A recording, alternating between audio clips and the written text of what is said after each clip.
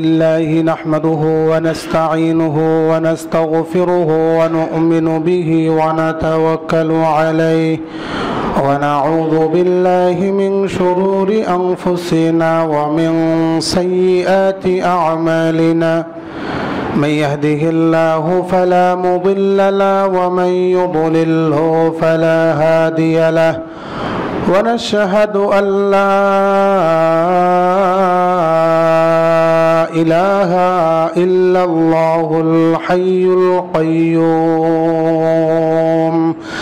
الذي لا تأخذه سنة ولا نوم ونشهد أن سيدنا وسندنا وحبيبنا وحبيب أرواحنا وطبيبنا وطبيب قلوبنا محمدا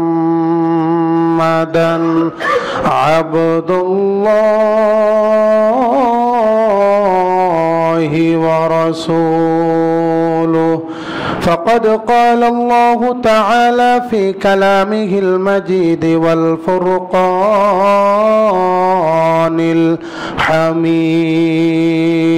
الحميد أعوذ بالله من الشيطان الرجيم بسم الله الرحمن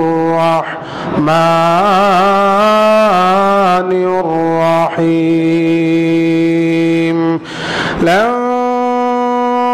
تنالوا البر حتى تنفقوا مما تحبون وما تنفقوا من شيء فإن الله به عليم اللهم سبحانك لا علم لنا إلا ما علمتنا إنك أنت العليم الحكيم إن الله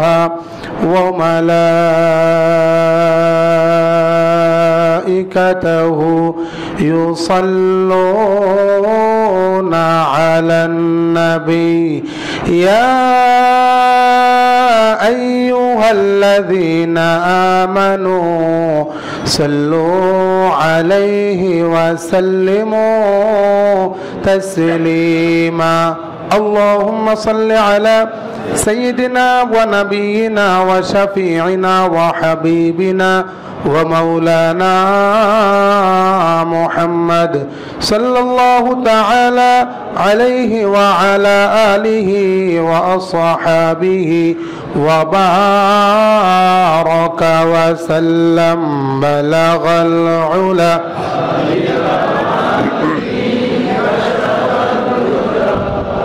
بجماله حسنت جميع خصاله صلوا عليه وآله مدینہ کی ہوا سے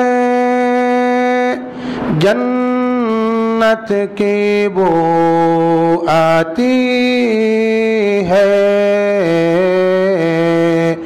خاک پاک مدینہ میں نور جنت چمکتی ہے بلغل بکمالہ کشف الدجا بجمالہ حسنت جمیع خصالہ صلوا علیہ وآلہ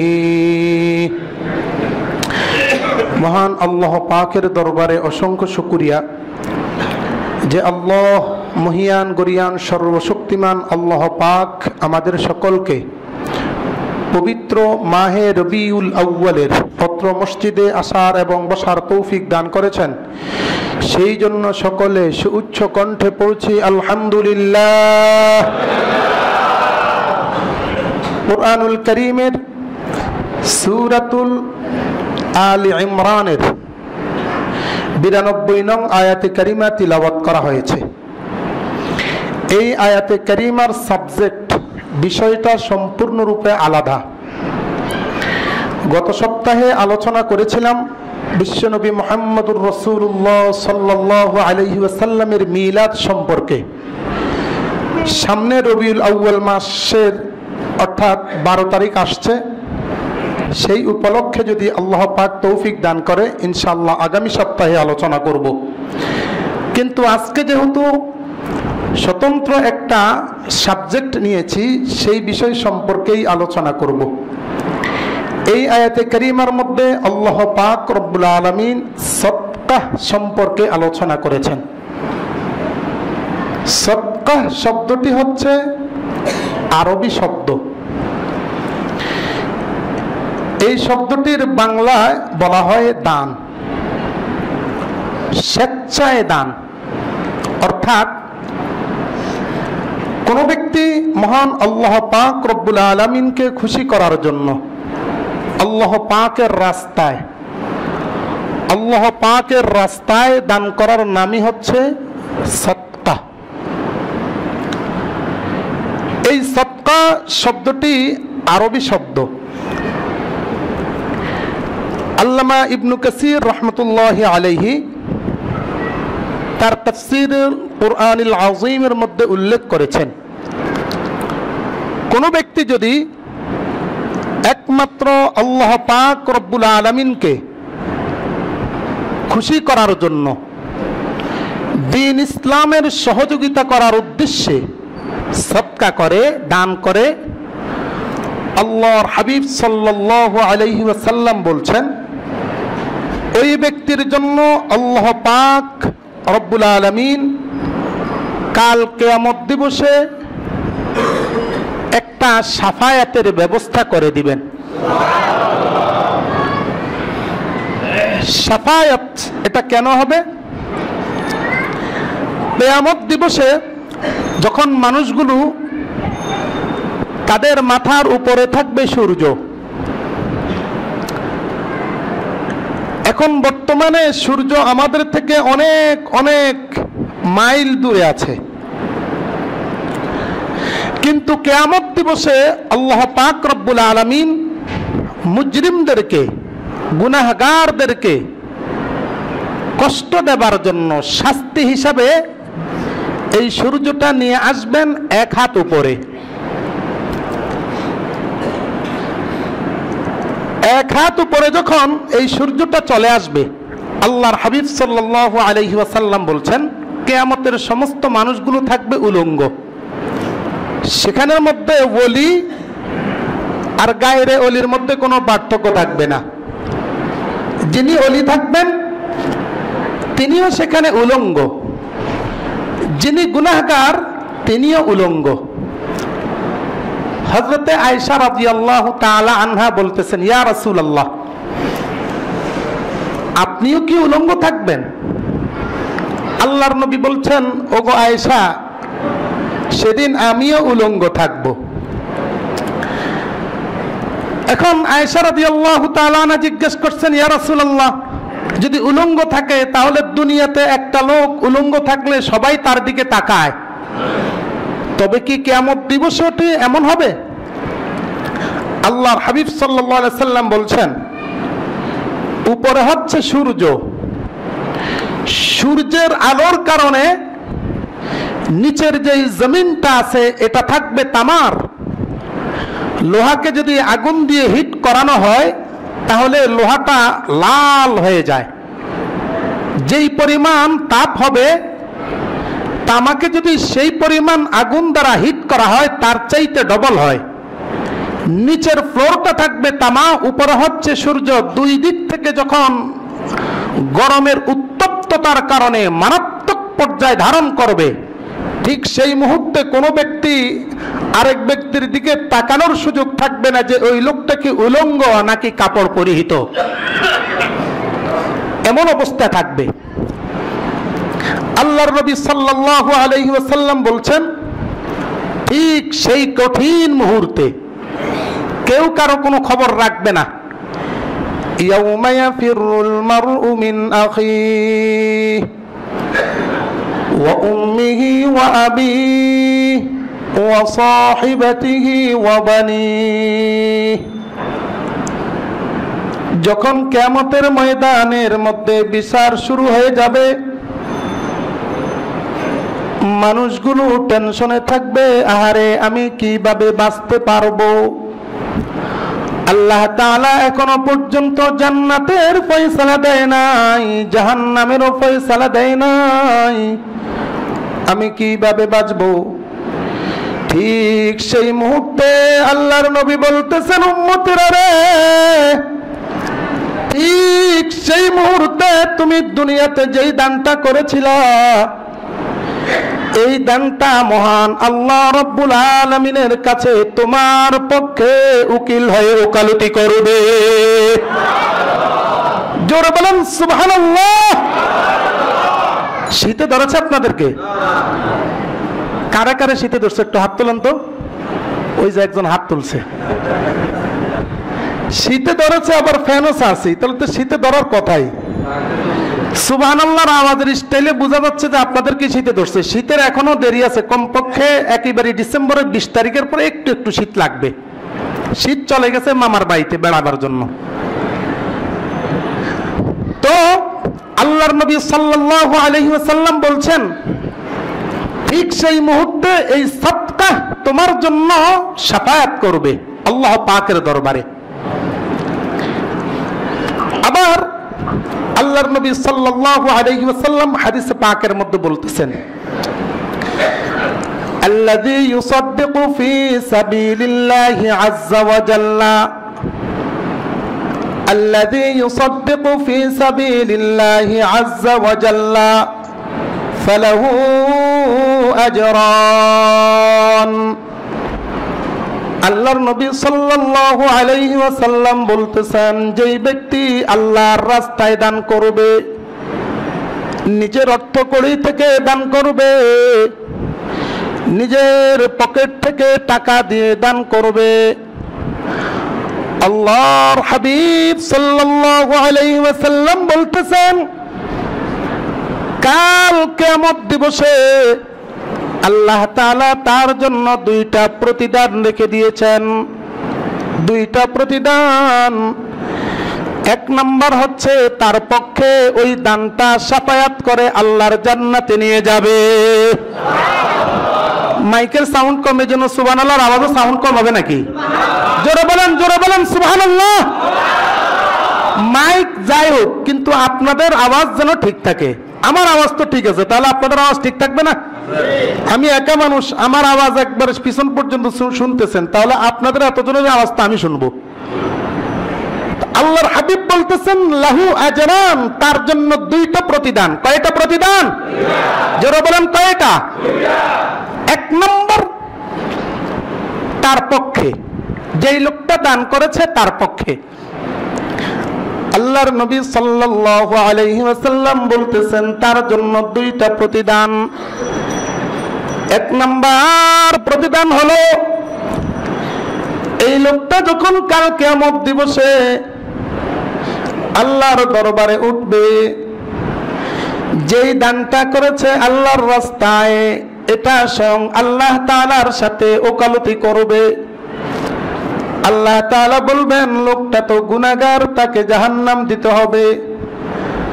দানটা দাঁড়িয়ে বলবে, না না মাবুদ গো, লোকটা গুনাহগার, কথা সত্য, কিন্তু লোকটা হালাল ভাবে টাকা কামিয়ে করেছে, হালাল ভাবে টাকা উপার্জন করেছে, সেই টাকার মায়া কোনোদিন করে নাই, টাকার দরদ তার ভিতরে আসে নাই। যদিও গুনাহ করেছে, দরদ ভিতরে না রেখে আল্লাহ তোমার মসজিদে দিয়েছে, তোমার মাদ্রাসা দিয়েছে, তোমার রাস্তায় দিয়েছে।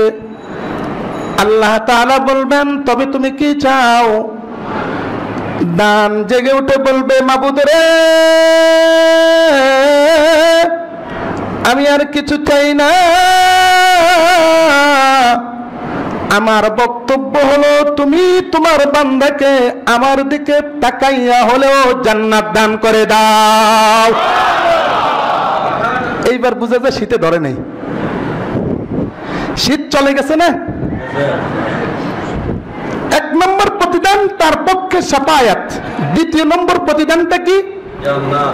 এইবার দাম আল্লাহ তাআলার কাছে বলবে, আল্লাহ যে লোকটা দান করেছে একে তো জান্নাত দিছো, এই লোকটা কিন্তু নিজের টার্গেট কইরা দান করে নাই। আল্লাহ জানেন কি জানেন না? ওই মুহূর্তে দাম যে আল্লাহর সাথে কথাবার্তা বলতেছে, সৎকা যে আল্লাহর সাথে বিতর্ক করতেছে, আল্লাহ জানেন কি জানেন না? জানেন। তারপরেও একটা ফর্মালিটি রক্ষা করা। আল্লাহ তাআলা জিজ্ঞেস করবেন, ও সৎকা তুমি চিল্লাইতেছো কেন, আর কি চাও? তোমাকে যেই লোকটা দান করেছে তাকে তো আমি জান্নাত দিলামই, আর কি চাও? মাবুদ আমি তো আর কিছু চাই না, এই লোকটা তো কেবল নিজের মুক্তির জন্য জান্নাত চায় নাই। কয় কি জন্য চাইছে? ঠিক সেই মুহূর্তে সৎকা ডাক দিয়ে বলবে, মাবুদ রে, এই লোকটা তার মায়ের কথা স্মরণ করে আমাকে দান করেছিল, বাবার কথা স্মরণ করে দান করেছিল, বাবাকে বড় মহব্বত করতো, মাকেও বড় মহব্বত করতো। যেই সময় মায়ে জীবিত ছিল তার কাছে টাকা পয়সা ছিল না, যেই সময় বাবা জীবিত ছিল সেই সময় টাকা তার কাছে ছিল না। বাবা মারা গেছে, মাও মারা গেছে, এখন তার কাছে টাকা হয়েছে, টাকার মায়া করে নাই, কেবলমাত্র মায়ের কথা স্মরণ করে, বাবার কথা স্মরণ করে আমাকে দান করেছিল।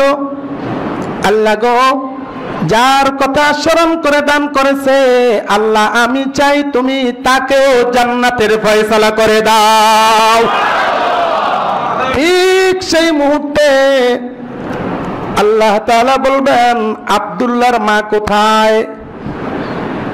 আব্দুল্লাহর মা কোথায়? আব্দুল্লাহর বাবা কোথায়? হাত তোলো। আব্দুল্লাহ কি একজন? জোরে বলেন, একজন? একজন আব্দুল্লাহ? হাসরের মাঠের মধ্যে দুনিয়ার শুরু থেকে শেষ পর্যন্ত লক্ষ লক্ষ কোটি কোটি মানুষ রয়েছে। আদম সফিউল্লাহ আলাইহিস সালাম থেকে একেবারে কিয়ামত পর্যন্ত যতগুলো মানুষ ছিল, যতজনের নাম আব্দুল্লাহ, সমস্ত আব্দুল্লাহর মায়ের হাত তুলবে, সমস্ত ওয়ালিউল্লাহর মায়েরা হাত তুলবে, আব্দুর রহমানের মায়েরা হাত তুলবে, আব্দুর রহমানের বাবারা হাত তুলবে, আব্দুল্লাহর মায়েরা হাত তুলবে। এখন জান্নাত কারে দিবে? লক্ষ লক্ষ হাত, লক্ষ লক্ষ বাবার হাত, লক্ষ লক্ষ মায়ের হাত। ঠিক সেই মুহূর্তে আল্লাহ রব্বুল ইজ্জত ফেরেশতাদেরকে ডাক দিয়ে বলবেন, ফেরেশতারা রে, আমার এক বান্দা কেবলমাত্র দান করেছিল, এখন দেখো কত আব্দুল্লাহর মা হাত তুলেছে, কত আব্দুল্লাহর বাবা হাত তুলেছে। ইশহাদু আদখালনাহুন্নাল জান্নাহ। ও আমার ফেরেশতারা, তোমরা সাক্ষী থাকো, আমি আল্লাহ রব্বুল আলামিন এই মুহূর্তে যতগুলো মানুষ হাত তুলেছে ততগুলোর জন্য জান্নাতের ফয়সালা শুনিয়ে দিলাম। কেবলমাত্র দান, উসিলা হচ্ছে দান। ফালাহু আজরান, দুইটা প্রতিদান একটু আগে বলছিলাম, একটা হচ্ছে নিজের জন্য শাফাত, আর একটা হচ্ছে মা বাবার জন্য, অথবা যাকে উদ্দেশ্য করে দান করা হয় তার জন্য। খেয়াল থাকবে কথাটি। প্রতিদান কয়টা? জোরে বলেন, কয়টা? একটা হচ্ছে দাতার জন্য, আর একটা হচ্ছে দাতা যার উদ্দেশ্য করে দান করবে তার জন্য। খেয়াল থাকবে। হযরত রাসূল করিম সাল্লাল্লাহু আলাইহি ওয়াসাল্লাম হাদিসে পাকের মধ্যে আরো অনেক সুন্দর সুন্দর হাদিস আছে এরকম, সময় বেশি নাই, কোরআনের একটা আয়াত শুনাই। 3 নম্বর পারার 3 নম্বর পৃষ্ঠায় আল্লাহ পাক রব্বুল আলামিন বলছেন, কামাসালি হাব্বাতিন আমবাতাত সাবআ সানাবিল। কোন ব্যক্তি যদি একটা দান করে, এক লোক একটা দানা সেখানের মধ্যে রাখলো, ওই দানা থেকে একটা মাত্র গাছ হয়, আর সেখানের মধ্যে যদি একটু বৃষ্টি হয় তাহলে ওই গাছটা বড় হয়ে 7টা করে আবার দানা দিবে। আবার এই দানাগুলো যদি আবার বীজ বপন করা হয় তাহলে এক একটা 100টা করে দানা দেবে। ঠিক তদ্রুপ কোন ব্যক্তি যদি আল্লাহর রাস্তায় 1 টাকা দান করে, ওই ব্যক্তিকে আল্লাহ পাক রব্বুল আলামিন একটার বিনিময়ে একটা নয় বরং একটার বিনিময়ে 700টা দান করবেন। এরপরে 700টা বিনিময় দান করা হবে, এটা বলেই ক্ষান্ত নন। আল্লাহ পাক রব্বুল আলামিন সামনে বলতেছেন এরপরে ফায়ুদাইফাহু লাহু আবআফান কাসীরা। কাউকে যদি পছন্দ হয়ে যায়, একের বিনিময়ে 700 দিবেন, এটা ফাইনাল, সবাই পাবে। কিন্তু পার্সোনাল ভাবে যদি কারোকে আল্লাহ পাক রব্বুল আলামিন পছন্দ করে ফেলেন, আল্লাহ পাক রব্বুল আলামিন বলছেন তাকে আমার মন যা চাইবে তাই আমি দান করে দেব। এটা হচ্ছে কালামে পাকের কথা। হযরত রাসূল করিম সাল্লাল্লাহু আলাইহি ওয়াসাল্লাম থেকে আবু উমামা রাদিয়াল্লাহু তাআলা আনহু, একজন সাহাবী, উনি একটা ঘটনা নকল করেছেন বনি ইসরাইল সম্পর্কে। আল্লাহর নবী সাল্লাল্লাহু আলাইহি ওয়াসাল্লাম যখনই মসজিদে নববীতে বসতেন, সাহাবায়ে কেরাম চারপাশে আসতো, কথাবার্তা বলতেন। তো আল্লাহর নবী সাল্লাল্লাহু আলাইহি ওয়াসাল্লাম যা কিছু বলতেন সেটাই হাদিস। একবার আল্লাহর নবী সাল্লাল্লাহু আলাইহি ওয়াসাল্লাম বলছেন, তোমাদেরকে একটা আশ্চর্য ধরনের ঘটনা শোনাবো, তোমরা শুনবা কি? ইয়া রাসূলুল্লাহ, অবশ্যই শুনবো। আল্লাহর নবী বলতেছেন, বনি ইসরাইলের মধ্যে এক কোটিপতি ছিল, অনেক বড় লোক। লোকটার একটা সুন্দরী কন্যা ছিল, মেয়ে ছিল।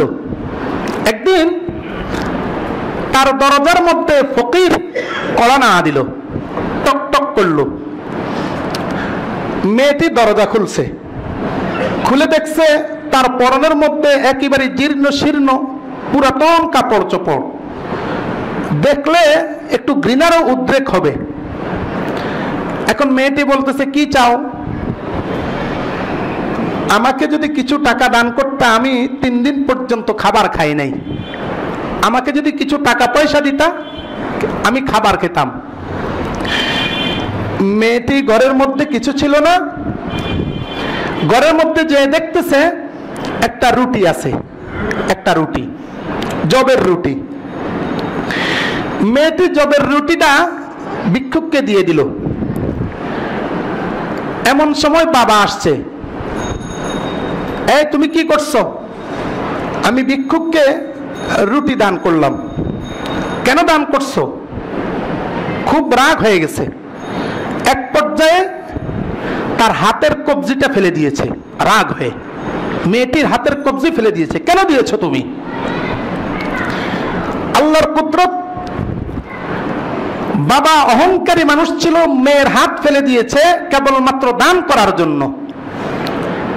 এই জন্য আল্লাহ পাক রব্বুল আলামিন জিব্রাইলকে বলে, জিব্রাইল দেরি করিস না, ওরে অসল বানায়া দে। পারেন কি পারেন না? জোরে বলেন, পারেন কি পারেন না? আল্লাহ তাআলা কাউকে যদি অসল বানায় দিতে চান তাহলে বেশি দেরি হয়? কোন হয়ে যা, অসল হয়ে যা, কোন শব্দটি বললে যথেষ্ট। আল্লাহর কুদরত, লোকটার হাত অবশ হয়ে গেছে। অবশ হতে হতে আস্তে আস্তে এক সাইড অবশ, লোকটা মারা গেছে। মারা যাওয়ার আগে তার ধনসম্পদ যা কিছু আছে, এখান দিয়ে ব্যবসায় লস, ওখান দিয়ে চুরি ডাকাতি, ওখান দিয়ে টাকা পয়সা পুড়ে গেছে, ইত্যাদি ইত্যাদি। ফকির মিসকিন। এখন বাবা মারা গেছে, ওই যে মেয়েটি দান করছে, বাবার তো কিচ্ছু নাই, বাবা মারা যাওয়ার আগেই তো সব শেষ হয়ে গেছে। এখন মেয়ে কি করবে? মেয়ে ভিক্ষা শুরু করছে। বাবার কারণে তার ভিক্ষা করতে হয়, হাতও নেই। আর হাত যদি না থাকে তাহলে ভিক্ষা করাটা একটু সহজ হয়, হয় কি না?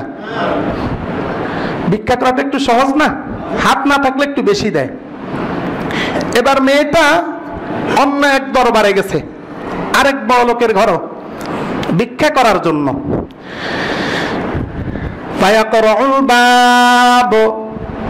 দরজা নাড়া দিল। ওই বড় লোকের ঘর থেকে একজন বৃদ্ধা মহিলা দরজা খুলল। দরজা খুলে দেখতেছে একটা সুন্দরী রূপসী মেয়ে, কিন্তু হাতটা দেখতে পায় নাই। মেয়েটা সেই সময় হাতটা এইভাবে কুচির মধ্যে ঢুকিয়ে রেখেছে যেন হাতটা না দেখা যায়, লজ্জা লাগে। আরে আমার বাবা কিছুদিন পূর্বে তো কোটি কোটি টাকার মালিক ছিল, এখন আমি সেই কোটিপতির মেয়ে হয়ে আমাকে ভিক্ষা করতে হয়। বড় আফসোস লাগলো, এই জন্য শরমের কারণে এইভাবে লুকায় রাখলো। মেয়েটিকে দেখে বৃদ্ধা মহিলা বলতেছে, কি ব্যাপার, তোমাকে তো মনে হয় না যে তুমি ভিক্ষুক মহিলা, তোমাকে তো দেখলে মনে হয় তুমি একজন বড় লোকের কন্যা, ব্যাপারটা কি, তুমি কেন ভিক্ষা করতে এসেছো? মেয়েটি কোনো জবাব দেয় নাই, দুই চোখ দিয়ে পানি ঝরাইতেছে, একদিকে নিজের মান সম্মানের দিকে তাকাইতেছে। আরে আমি কোটিপতির মেয়ে হওয়া সত্ত্বেও আমাকে এখন মানুষের ঘরে ঘরে যেতে হয়, এই জন্য কান্নাকাটি করতেছে। আরেকদিকে নিজের হাতের জন্য কান্নাকাটি করতেছে, আমার ভালো একটা হাত দান করার কারণে খুইয়ে ফেলেছি। আরেকদিকে কাঁদতেছে, বাবাও জীবিত নাই, কারো কাছে যে ঠাঁই নেব সেও ব্যবস্থা নাই, কাঁদতেছে। আল্লাহ রব্বুল আলামিন মনে মনে সিদ্ধান্ত নিয়ে নিলেন, ও কোটিপতির মেয়ে, তুমি টেনশন করো না, দান করার কারণে আজকে তোমাকে রাস্তায় নামতে হয়েছে, আমি আল্লাহ রব্বুল আলামিন তোমার জিম্মাদারি গ্রহণ করলাম। ঠিক সেই মুহূর্তে ওই যে বৃদ্ধা মহিলা তাকাইতেছে, মায়া লেগে গেছে। কেন কাঁদতেছ? কয় আমি 2 দিন পর্যন্ত খানা খেতে পারি নাই, এই জন্য কাঁদতেছি।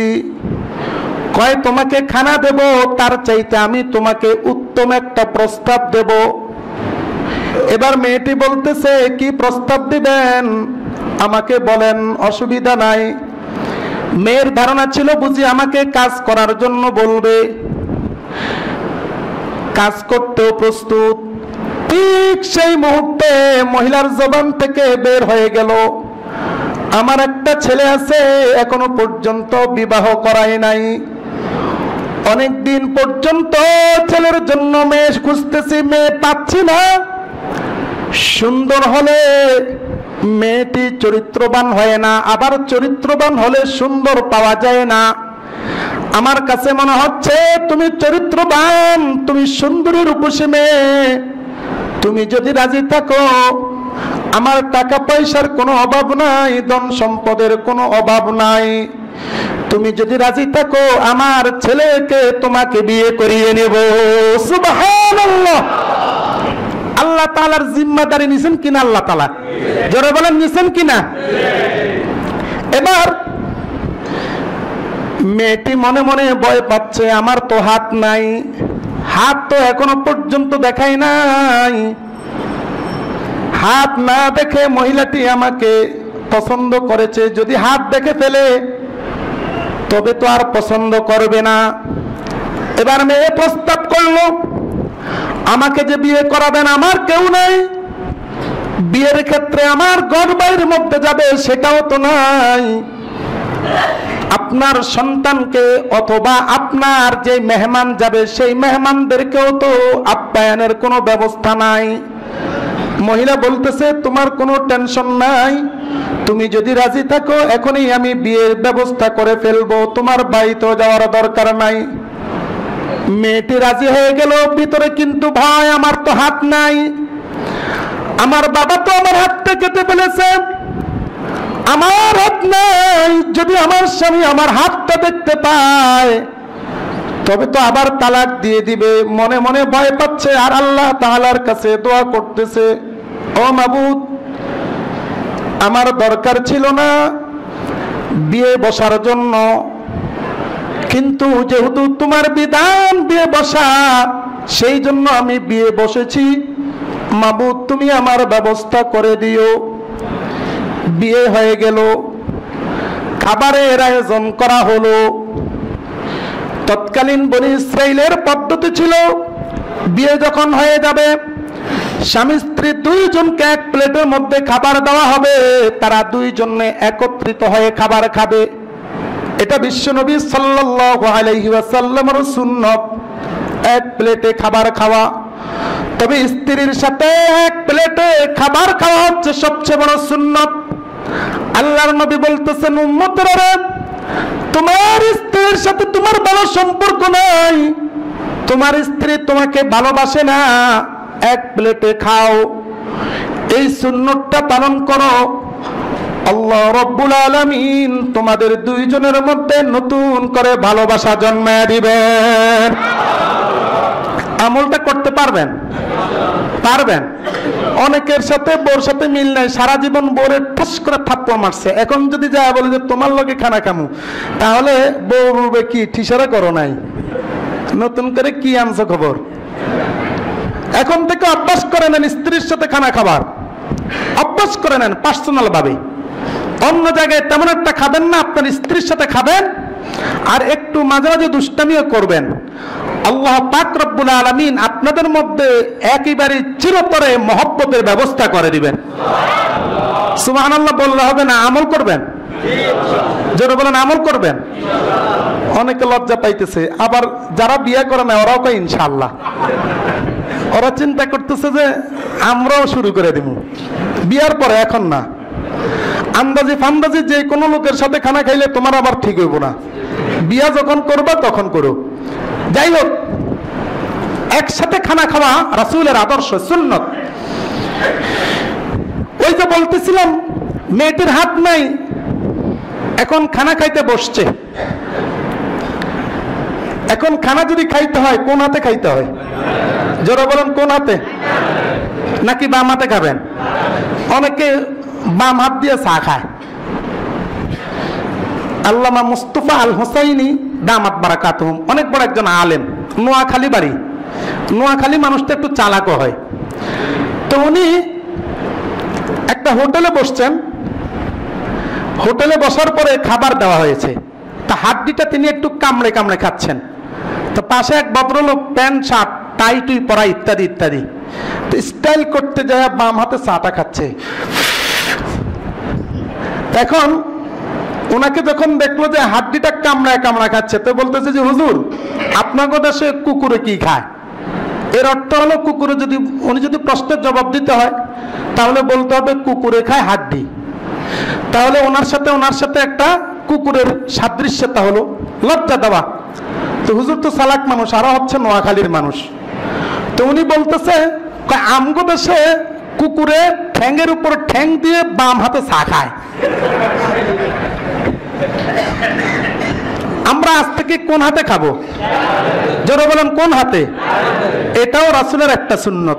আবু দাউদ শরীফ কিতাবুল আতঈমা অধ্যায়ের মধ্যে আছে, আল্লাহর নবী সাল্লাল্লাহু আলাইহি সাল্লাম বলছেন, তোমরা সব সময় ডান হাত ব্যবহার করবা উপরের মুখের জন্য, আর নিচের মুখ অর্থাৎ পায়খানার ক্ষেত্রে তোমরা ব্যবহার করবা বাম হাত। আল্লাহর নবী সাল্লাল্লাহু আলাইহি সাল্লাম বলেছেন, এটা সুন্নত। পায়খানার ক্ষেত্রে ডান হাত ব্যবহার করা যেরকম সুন্নত না, সুন্নতের খেলাফ, ঠিক তদ্রূপ খাবারের ক্ষেত্রেও ডাইন হাত ব্যতীত বাম হাত ব্যবহার করা সুন্নতের খেলাফ, এটা এরকম নিন্দনীয়। এই জন্য আমরা রাজি আছি তো ডান হাত ব্যবহার করব। এখন নিয়ম অনুযায়ী স্বামী স্ত্রী দুইজন বসেছে খাবার খেতে, ডান হাত ব্যবহার করার দরকার আছে কি নাই? এখন তো তার হাত নাই, হাতটা বের করলেই তো ধরা পড়ে যাবে হাত নাই। এবার বাম হাত সামনে দিচ্ছে, স্বামী বলতেছে কি ব্যাপার, তুমি বাম হাত সামনে দিচ্ছ কেন? তোমার তো নিয়ম ছিল তুমি তোমার ডান হাতটা সামনে দিবা, ডান হাত দ্বারা খাবা। তুমি কেন ডান হাত দাও না? তুমি কেন বাম হাত দিচ্ছ? কিন্তু কোনো জবাব নাই, চোখ দিয়া পানি ঝরতেছে। আহারে, আমার হাতটা তো আমার বাবা দান করার কারণে কেটে ফেলেছে। এবার স্বামী বলতেছে তোমার ডান হাত বের করো, বাম হাত দিয়ে খেও না। আবার বাম হাত সামনে আসতেছে, আবার বারণ করা হচ্ছে, আবার বাম হাতটা সামনে দিতেছে। ঠিক সেই মুহূর্তে স্বামী একটা ধমক দিল, ও বেয়াদব, তুমি কেন বারবার বলার পরেও তোমার ডান হাত সামনে আনতেছো না, বাম হাতটা সামনে আনছো? এটার কারণটা কি? ঠিক সেই মুহূর্তে গায়েব থেকে আওয়াজ আসলো, ও আল্লাহর বান্দি, তুমি টেনশন করো না, দান করার কারণে তোমার ডান হাতটা কর্তন করা হয়েছে, কেটে দেওয়া হয়েছে। আল্লাহর কুদরত, তুমি তোমার ডান হাত সামনে বাড়াও, আল্লাহ তাআলা তোমার ডান হাত আগের মতো ভালো করে দিবেন। সুবহানাল্লাহ। এবার মেয়েটি সাহস করে খবরটা পাওয়ার সাথে সাথে ডান হাত বের করেছে। আল্লাহর কুদরত, ঠিক যেই ডান হাত আগে ভালো ছিল, হুবহু সেই হাত তার চলে এসেছে। সুবহানাল্লাহ। এটা করেছেন কে? জোরে বলেন কে? আল্লাহ পাক রব্বুল আলামিন দান করার কারণে এই ধরনের সহযোগিতা করতে পারেন কি পারেন না? জোরে বলেন পারেন কি পারেন না? বনি ইসরাইলের উম্মতদের থেকে আমাদের উম্মতদের দাম বেশি, মুহাম্মদ সাল্লাল্লাহু আলাইহি ওয়াসাল্লামের উম্মতদের দাম বেশি। কে দিয়েছেন? কুনতুম খায়রা উম্মাতিন উখরিজাত লিন-নাস, তোমরা হচ্ছ সর্বশ্রেষ্ঠ জাতি। অন্য সকল জাতির চাইতে মূসার উম্মতদের থেকে, বনি ঈসার উম্মতদের থেকে, ইব্রাহিমের উম্মতদের থেকে, ইসমাইলের উম্মতদের থেকে, আদম আলাইহিস সালামের উম্মতদের থেকে তোমরা মুহাম্মদ সাল্লাল্লাহু আলাইহি ওয়াসাল্লামের উম্মতদেরকে আল্লাহ পাক রব্বুল আলামিন শ্রেষ্ঠত্ব ঘোষণা দিয়েছেন। তাকে যদি এই সাহায্য করতে পারে, আমি দান করার